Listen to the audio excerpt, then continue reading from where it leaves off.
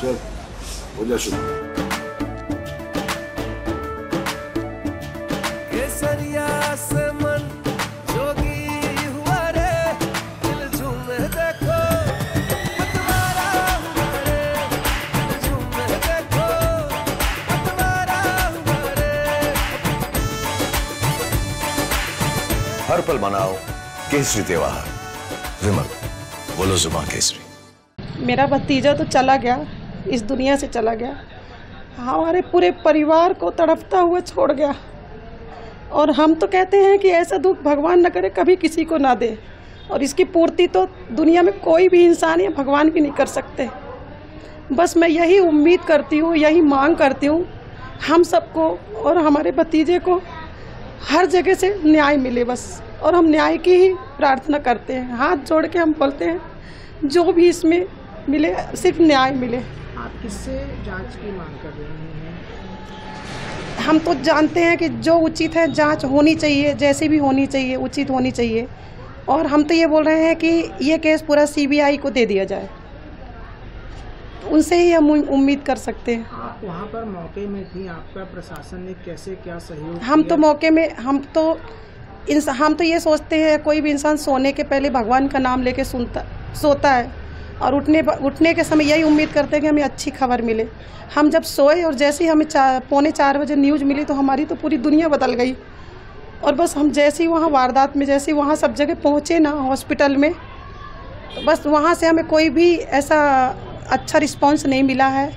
वहाँ के डॉक्टर लोग जब तक हॉस्पिटल में इंसान रहता है, एडमिट रहता है, तो उनके रहते हैं। और जैसे ही एक्सपायर हुआ बस बॉडी ले जाओ, यहाँ से हटाओ, ले जाओ। मतलब कोई भी भावनाओं से भी जुड़े हुए नहीं होते वहाँ के लोग, या कहीं की भी हम बोल सकते हैं। तो हम तो ये बोलते हैं कि जो हुआ बहुत गलत हुआ, पर जो होना चाहिए वो हमें अच्छे से न्याय मिलना चाहिए। पुलिस को जिस प्रकार से कार्रवाई करना चाहिए पूरे केस में, अभी भी उस प्रकार से कार्रवाई नहीं कर रही है। सुनील टिंगरे जो वहाँ के वर्तमान विधायक हैं एनसीपी के, वो पूरी जांच को प्रभावित कर रहे हैं, वर्तमान में भी प्रभावित कर रहे हैं। उनके एनसीपी के अजित पवार गुट के वो हैं, अजित पवार उप मुख्यमंत्री हैं। उन्होंने ना अभी नैतिक दायित्व को मानते हुए ना ही कानूनी रूप से न किसी प्रकार से कोई इस्तीफा उनसे लिया एनसीपी ने। और उप मुख्यमंत्री जो हैं उनको बचा रहे हैं। इस प्रकार से लग रहा है कि कहीं ना कहीं जांच प्रभावित हो रही है।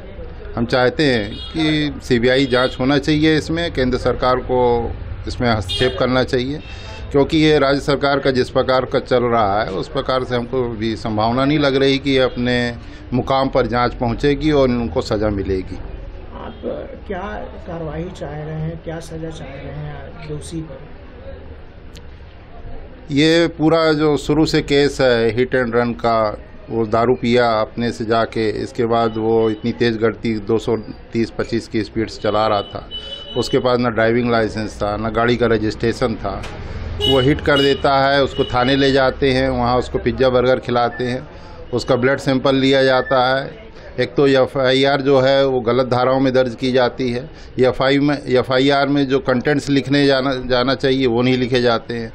वो दारू पिया हुआ था, ये कंटेंट्स उनको मालूम था, पब्लिक ने पकड़ा था, वो अपने नशे में धुत था, पुलिस को भी मालूम था कि नशे में है, तो उसको ये नहीं लिखा जाता FIR में कि ये नशे में गाड़ी चला रहा था। इसके पास ड्राइविंग लाइसेंस नहीं था, ये भी नहीं लिखा जाता है FIR में। और इस प्रकार से FIR में 304A का केस बना के किसी प्रकार से पब्लिक के दबाव में आगे बढ़ाया जाता है। इसके बाद ब्लड सैंपल लिया जाता है, उसका काफ़ी देर बाद ब्लड सैंपल में भी गड़बड़ी होती है।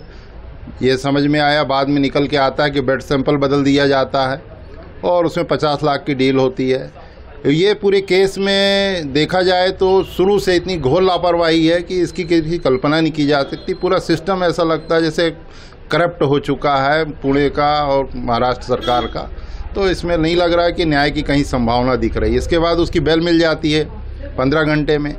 इवन की बेल इस प्रकार से कंडीशन दी जाती है बेल में कि उसको कहा नहीं जाता, एक मजाक बन जाता है।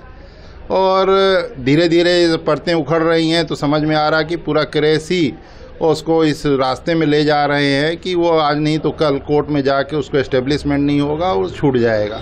इस प्रकार का उसमें एविडेंस कलेक्टिव कर रहे हैं। पहले दिन से ही प्रशासन की तरफ से बड़ा संवेदनाहीन व्यवहार किया गया। और जो बाकी के बच्चे थे वहाँ इस दुर्घटना के बाद, तो उनके साथ भी लोकल पुलिस टीम ने काफ़ी दुर्व्यवहार किया है। और वो तो थैंक्स टू सोशल मीडिया और आप लोगों का, जिसने इस केस को एस्केलेट किया, और दबाव में ही सही, लेकिन पुलिस की आंख बाद में खुली और उन्होंने सही डायरेक्शन में इन्वेस्टिगेशन को चालू किया। पर जिस तरीके से पुलिस कमिश्नर साहब पहले दिन, उनका बड़ा कॉन्फिडेंट में एक स्टेटमेंट आता है कि किसी भी कानून के ज्ञाता के साथ आप ओपन डिबेट करवा लीजिए, मैं पूरी तरीके से तैयार हूँ, ऐसा स्टेटमेंट है, मैंने देखा है वो। तो पुलिस उनकी, प्रशासन उनका, जज को भी खरीद लिया। आई डोंट नो मतलब ये शब्द बोलना चाहिए या नहीं बोलना चाहिए, बट लग तो ऐसा ही रहा है कि सब कुछ बिका हुआ है। क्या मांग कर रहे हैं?